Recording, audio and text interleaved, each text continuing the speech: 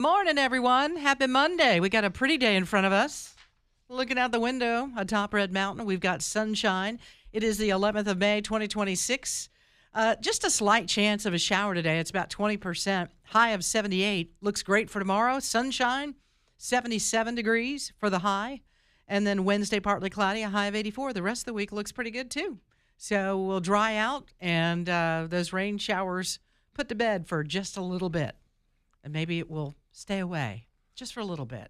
Give Long enough for me to wash the truck. Yeah, wash the truck. What we're looking for. Yeah, that would be nice. Let's get through the golf tournament next Monday. Oh, yeah. That'd be nice. That'd be good. No rain. Then it can rain. And then like next Tuesday, like a week from tomorrow would be, well, actually, that's the primaries, isn't it? Let's wait till Wednesday of the following week. Let's not have it rain on primary day. Yeah, not then. Come on, people. Next Wednesday. Look, listen to us ordering it up. That's right. Like we have the power. We'll tell you how the weather's going to be, mister. Yeah, that's how things are. Not really Good so luck much. with Mm-hmm. Uh-huh. eTech Communications, etech.cc. This is Voice over Internet Protocol for your business. If you are in the business of having copper phone lines right now, you are really in the wrong business. You need to change that up. Get yourself this VoIP and save a huge amount of money. Really, it could be thousands a month, depending on how many phones you have. etech.cc can set you up with anywhere from 2 to 200 phones. 2 to 200 phones, call forwarding, virtual assistant, everything that you've got right now, nothing you don't, including the kind of phones that you're looking for. That's etech.cc, the place to go to find out more. etech.cc. If you have a business, you should be dealing with eTech. So many people are in there, so incredibly satisfied. 9:07 is our time. Let's take a look at some of the goings and doings with the rich and famous, shall we? Magic Johnson delivered the Stillman 2026 commencement speech. This was their 150th commencement exercise. And he said some fairly intelligent things, like you've got to be driven by excellence in doing your job right. I live by this word, and you have to live by this word. Over-deliver. He advised students to always show up on time. He's asked them to learn AI. He said, AI is not going to take your job, but people who do know AI will take your job. Probably true. Everything you do, because once you get in and you over-deliver, your supervisor, your manager will see that. Then you gain trust. When somebody trusts you, that means they'll help you grow within the company. I mean, they seem like kind of rudimentary things that you shouldn't have to tell people, but I guess you have to tell them now. Nowadays, you've got to lay it all out there, Richard. Just don't assume anything. No, we've talked about this bad habit, even among college graduates, of they go somewhere, they work there for 6 months, and then some little thing ticks them off, and they're like, well, I don't like this, and then they quit. We see it a lot, and it's like, no, sometimes you have to hang in there. Yeah. Figure it out, or figure the end around the person you're having difficulty with. You're going to find that there's going to be something you disagree with almost anywhere job, you go. Every right? job. Unless it's just you working for you. Yeah. Because then it's just you have to worry about. Even then, there's going to be stuff you don't care for. Believe me. There are loads of things, and especially people at this place I don't care for. I don't want to name any names, John. Don't start doing that. But still, No. He secretly loves him some John Bird. No, of course. Who else would I pick on? I don't know. Bill Skippy, Maher. You could pick on Skippy. I could. But then he'll pick on you back because he's got a microphone, That's too. true. I don't care for that. Yeah. Bill Maher proved the other day, and I think of him as a fairly intelligent guy, although he has some really stupid takes, like he thinks Gavin Newsom should run for president because he thinks that's going to drive him toward the middle and make him more moderate. And it's like, yeah, Bill, what do you think is going to happen once he's elected, if he's elected? He's going to run back the other way. Like, are you thinking? Bill, no, he's just saying that. He's trying to help to get him elected. Yeah. That's what he's doing. But the thing is, Bill is a fairly intelligent guy with a lot of great takes on things. But the other day, he's upset that the Supreme Court doesn't take the practical effect of their rulings into account. And Dan Crenshaw, who was on his panel, had to say, Bill, they're not supposed to. And he's like, oh, I know. Well, apparently you don't know. Because, the Supreme Court has one job. It literally comes down to this. It's a binary choice. Is this constitutional? Is this not constitutional?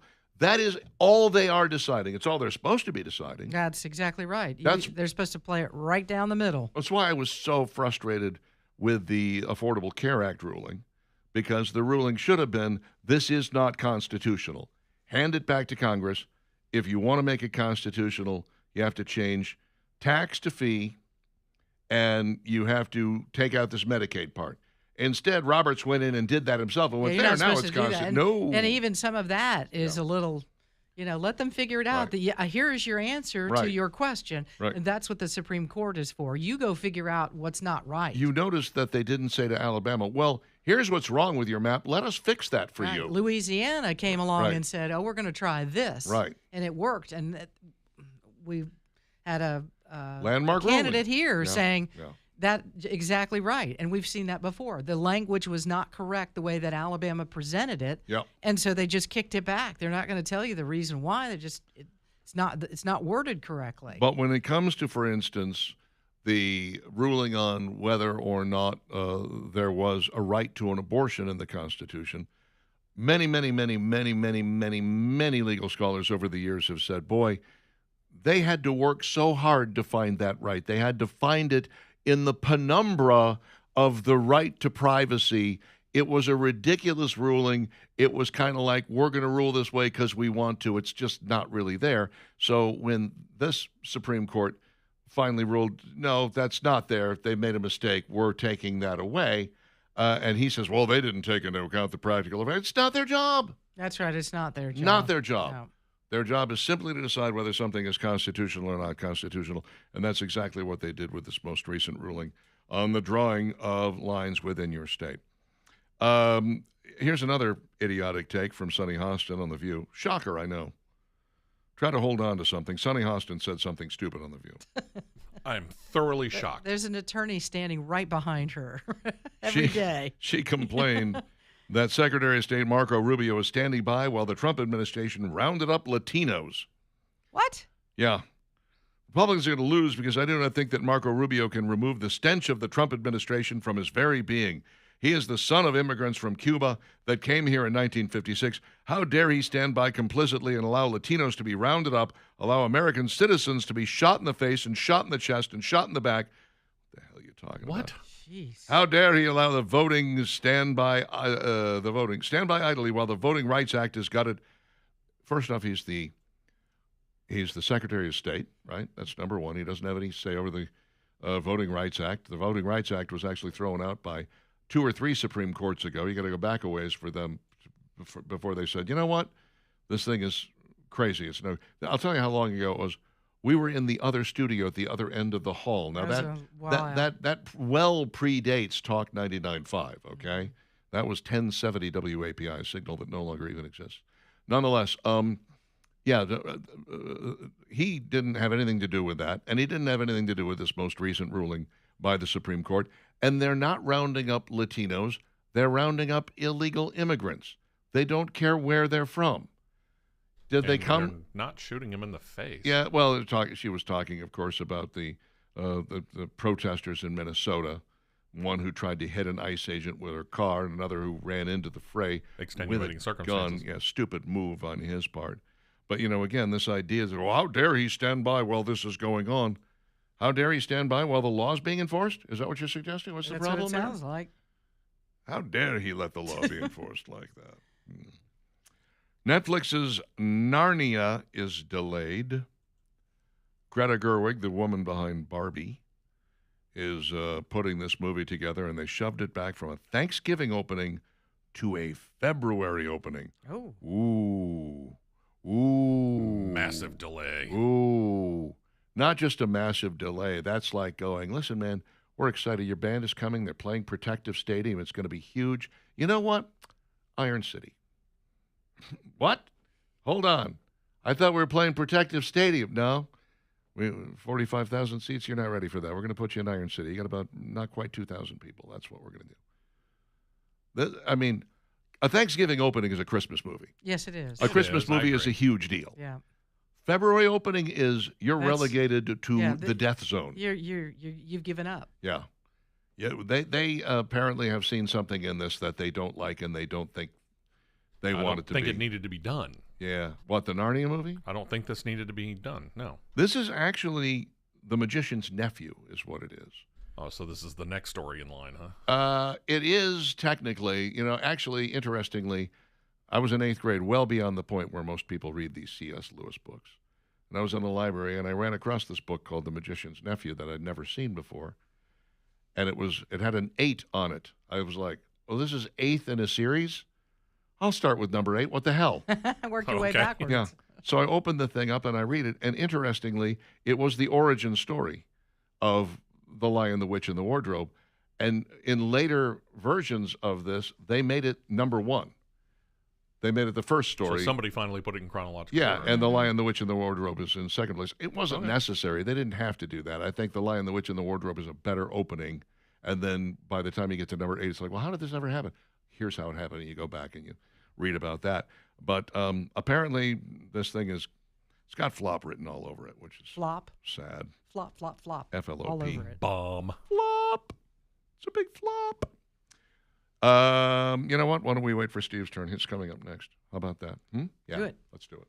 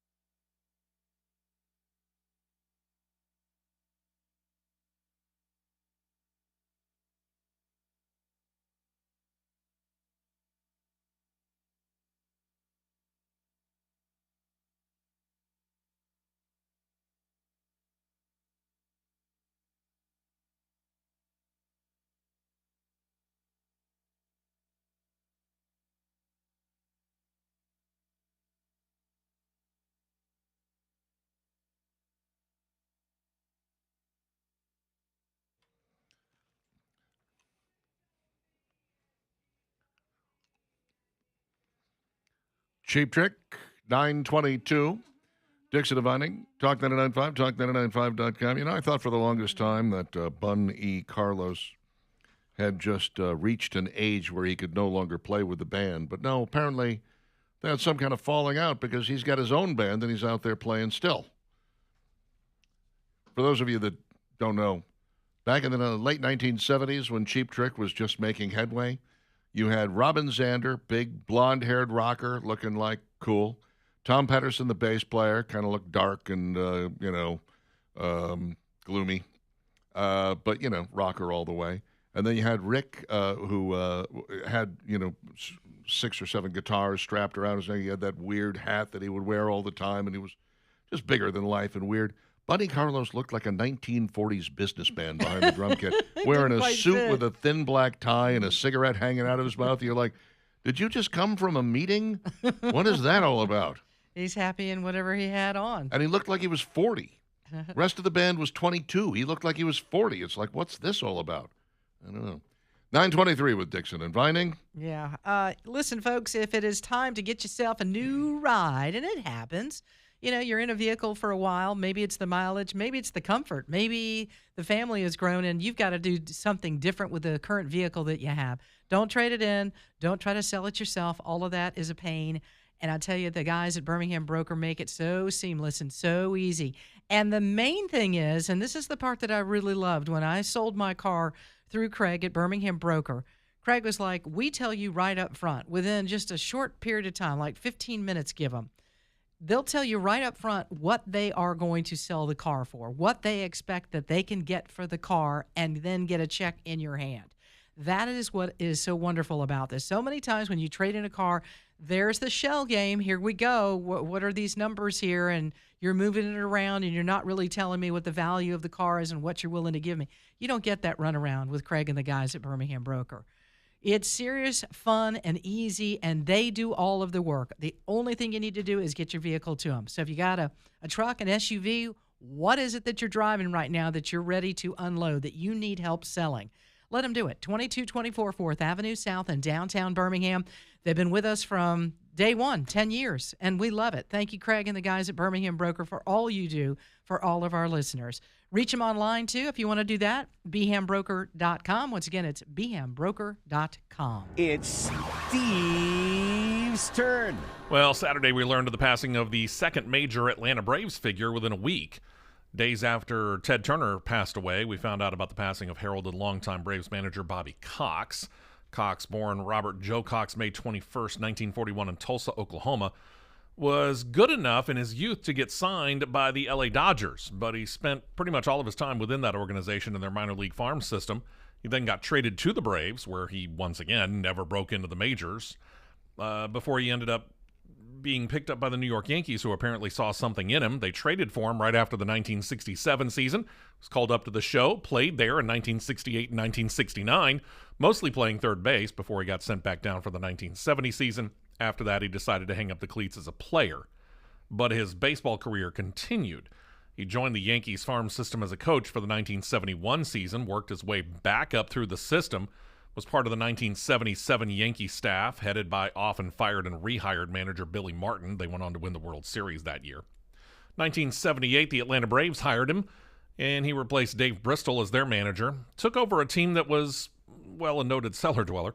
Cox worked with the front office, built a foundation of good, if young players, and after finishing last in both 1978 and 1979, made a couple of moves, the most notable one being moving Dale Murphy from the infield, where he played mostly catcher, some first base, out to center field. He excelled there.